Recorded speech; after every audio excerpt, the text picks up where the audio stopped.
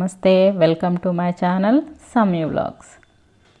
ఈరోజు నేను కుకింగ్ రెసిపీతో రాలేదండి.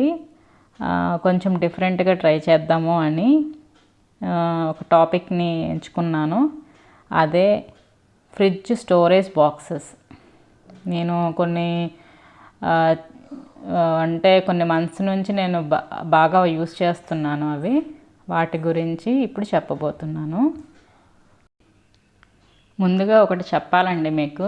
అదేంటి అంటే, అందరింట్లో ఇప్పుడు ఖచ్చితంగా ఫ్రిడ్జ్ ఉంటుంది కదా, కానీ అది నీట్గా ఉందా లేదా అని మనం తెలుసుకోవాలి. అండ్ మనం దేనికోసం అయితే వెతుకుతున్నామో అది ఎంత ఫాస్ట్గా దొరుకుతుంది మనకి అని తెలుసుకోవాలి. మళ్ళీ అది ఫ్రిడ్జ్ అన్నది చిన్నదా పెద్దదా అని కాదు, మనం ఎంత ఆర్గనైజ్డ్గా ఉంచామో చూసుకోవాలి. మనం లేనప్పుడు మన ఇంట్లో వాళ్ళకి ఫ్రిడ్జ్లో ఏదైనా ఐటెం కావాలి అంటే టక్కుమని తీసేలాగా ఉండాలన్నమాట. సో దానికోసం నేను ఇప్పుడు కొన్ని ఆర్గనైజ్డ్ బాక్సెస్ చెప్తాను. దేనికోసం ఏ బాక్సెస్ అయితే మంచివి అని చెప్తానండి. మీరు కూడా ఇలా ట్రై చేయండి. పైగా అన్ని బాక్సెస్ కూడా బడ్జెట్ ఫ్రెండ్లీ లాగా ఉంటాయి అన్నమాట. సో నో ప్రాబ్లం, ఎవరైనా పర్చేస్ చేయొచ్చు. నేను వాటి లింక్స్ని కూడా డిస్క్రిప్షన్లో యాడ్ చేస్తాను.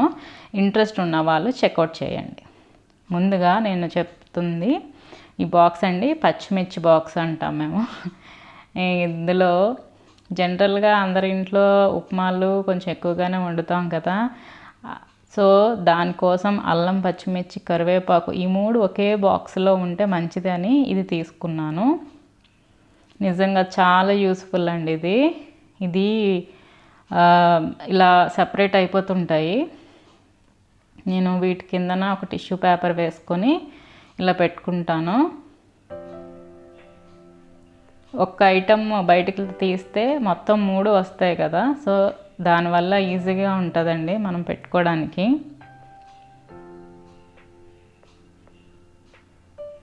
ఇలా దాని మీద ఒక క్యాప్ కూడా వస్తుంది. సో ఇది చాలా బాగుంది. నేను ఒక 2 years నుంచి వాడుతున్నాను ఇది. ఇలా అమెజాన్లో ఉంటాయండి లింక్స్, నేను ఇస్తాను. ఇంకా ఈ బాక్స్ ఏంటంటే ఇప్పుడు బాగా ట్రెండ్లో ఉంది ఇదేంటంటే చిన్నవి వస్తాయి. సో మనం ఒక 1 వీక్కి మళ్ళీ రీఫిల్ చేయాల్సి ఉంటుంది. అందుకు నేను అది తీసుకోలేదు. అండ్ నెక్స్ట్ వచ్చే బాక్స్ ఈ లాంగ్ బాక్సెస్ అండి. ఇది కూడా చాలా యూస్ఫుల్. నేను ఇలాగా పాలకూరైనా కొత్తిమీరైనా ఇట్లా పెట్టుకుంటాను. ఇంకా క్యారెట్స్ అనేవి వెజిటేబుల్ బాస్కెట్లో వేసుకుంటే ఎప్పుడైనా టైంపాస్కి మనం తింటాం కదా, అలాంటప్పుడు తొందరగా తీసుకోవాలి మనం అనుకుంటే ఇలా బాక్సెస్లో వేసి పెట్టుకొని వెజిటేబుల్ బాస్కెట్ కాకుండా ఇలా బయట పెట్టుకోవచ్చు. ఇవి కూడా అమెజాన్లోనే కొన్నాను. ఇవి ఎగ్స్ పెట్టుకోవడానికి ఒక బాక్స్ అండి. ఈ రోజుల్లో రోజు ఎగ్స్ తీసుకునే వాళ్ళు ఉంటారు కదా, అవి కూడా తీసుకోవడానికి ఈజీగా ఉండాలని ఈ బాక్స్ తీసుకున్నాను. ఇప్పుడు ఈ బాక్స్లో 30 ఎగ్స్ ఈజీగా పట్టేస్తాయి. ఇంకా ఈ బాక్సెస్ ఏంటంటే లెఫ్ట్ ఓవర్ ఫుడ్, ఇంకా కట్ చేసుకునే వెజిటేబుల్స్ కోసం కొన్ని గ్లాస్ బాక్సెస్ తీసుకున్నాను. ఇవి ఓవెన్ సేఫ్, ఇంకా డిష్ వాషర్ సేఫ్ కూడా. ఒకేసారి 2 ఐటమ్స్ పెట్టాలంటే ఇలా పార్టీషన్ ఉన్న బాక్స్ అయితే బాగుంటుందండి. 2 ఒకేసారి వేడి చేయొచ్చు, 2 ఒకేసారి స్టోర్ చేయొచ్చు. కొంచెంగా మిగిలితే ఆ బాక్స్ అన్నది చాలా బాగుంటుంది. కట్ చేసుకున్న వెజిటేబుల్స్ కూడా మనం ఇలా గ్లాస్ జార్స్లో పెట్టుకున్నామంటే అవి స్మెల్ రాకుండా ఉంటాయి అన్నమాట. ఇంకా మ్యాక్సిమం మీరు ఆనియన్స్ కట్ చేసి ఎప్పుడు ఫ్రిడ్జ్లో పెట్టద్దు, అవి స్మెల్ అంతా స్ప్రెడ్ అయిపోతుంది ఫ్రిడ్జ్లో.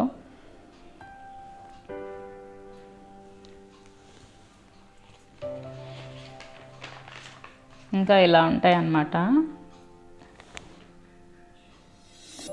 బాక్సెస్. అమెజాన్లో పర్చేస్ చేసుకోవచ్చు మనం. ఇంకా నెక్స్ట్ నేను దోశ, ఇడ్లీ బ్యాటర్స్ కోసం వీటిని తీసుకున్నాను.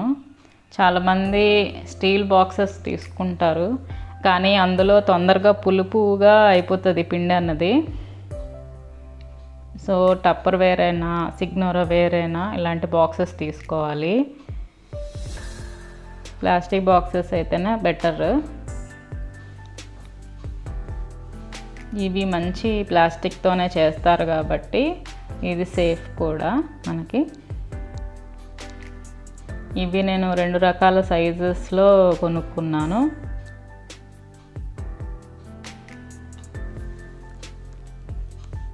ఇంకా నేను పికిల్స్ కోసం ఇవి జార్స్ కొన్నాను. వీటి కోసం మంచి ఎయిర్ టైట్ గ్లాస్ జార్స్ ఉంటే బాగుంటుంది, ఇంకా చూడటానికి కూడా అందంగా ఉంటాయి. ఇంకా మీరు ఎప్పుడైనా హార్లిక్స్ అలాంటివి కొన్నప్పుడు మనకి ఇలాంటి జార్స్ కూడా వస్తాయి కదా, వాటిలో కూడా వేసి పెట్టుకోవచ్చు పికిల్స్ అన్నది. అదే మీరు ప్లాస్టిక్ కంటైనర్స్లో పికిల్స్ని స్టోర్ చేస్తే ప్లాస్టిక్ అంతా కొరికేస్తుందండి పికిల్స్, అందులో సాల్ట్ ఎక్కువ ఉంటుంది కదా. సో గ్లాస్ జార్స్ అయితే బెటర్. ఇంకా నేను వెజిటేబుల్స్ కోసం ఈ జిప్ లాక్ కవర్స్ని నేను ఉంచుకుంటాను. అన్ని వెజిటేబుల్స్ కూడా ఈ వీటిలో వేసుకొని ఫ్రిడ్జ్లో బాస్కెట్లో పెట్టేసుకుంటాను. అండ్ నెక్స్ట్ మేగడ కోసం అండి, పాల మీద మేగడ నేను తీసి నెయ్యి చేసుకుంటాను. దానికోసం నేను పెద్దది స్టీల్ బాక్స్ పెట్టుకున్నాను.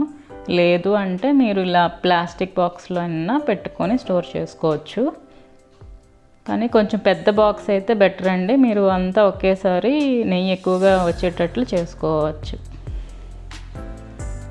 ఇంకా నెక్స్ట్ ఈ కొంచెం కొంచెం ఉంటాయి కదండి మసాలా పౌడర్స్ అని, ఇంకా అలాంటి వాటి కోసం అంటే రాగి, జొన్న, శనగపిండి, మైదా, కార్న్, కారం, ఫ్రోజన్ పీస్, స్వీట్ కార్న్, వీటన్నిటి కోసం ఈ బాక్సెస్ నేను మీషోలో ఆర్డర్ చేశాను. ఈ బాక్సెస్ మనకి చూడటానికి ఈజీగా ఉంటుంది, సీత్రూ కాబట్టి. అదే అవి కవర్లో ఉంచితే అన్ని కవర్స్ని తీసి చూసుకోవాలి, అది చాలా కష్టం కదా. సో అందుకే నేను ఇవి తీసుకున్నాను.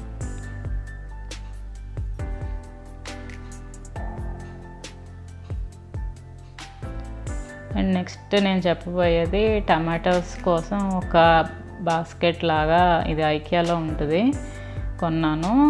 కొంతమంది ప్రతిరోజు టమాటా లేకుండా కర్రీ కానీ పప్పు కానీ చేయలేరు. సో దానికోసం ఒక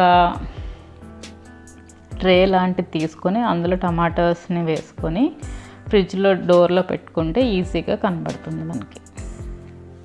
అండ్ ఫ్రీజర్లో కోకోనట్, నేను ఎప్పుడు కోకోనట్స్ని గ్రేటింగ్ చేసి బాక్సెస్లో పెట్టి ఫ్రీజర్లో పెట్టేస్తాను. సో దానివల్ల నా పని అన్నది లేట్ అవ్వదు. సో దానికోసం నేను స్టీల్ ఆర్ ప్లాస్టిక్ బాక్స్ అయినా పెట్టుకోవచ్చు. అండ్ నెక్స్ట్ వెల్లుల్లి అండి, వెల్లుల్లి ఎప్పుడు సెపరేట్ బాక్స్లో ఉంచాలి, అది కూడా గ్లాస్ది అయితే బెటర్ అన్నమాట. ఆనియన్స్ లాంటివి ఎప్పుడు ఫ్రిడ్జ్లో పెట్టకూడదు, బ్యాడ్ స్మెల్ వచ్చే ఛాన్సెస్ చాలా ఎక్కువ ఉన్నాయి. ఒకవేళ ఎప్పుడైనా పెట్టాల్సి వచ్చినప్పుడు ఎయిర్ టైట్ ఉంటే మంచిది. ఇంకా ఫ్లవర్స్ కోసం నేను ఒక ప్లాస్టిక్ బాక్స్లో కిందన పైన టిష్యూస్ వేసి పెట్టుకుంటాను.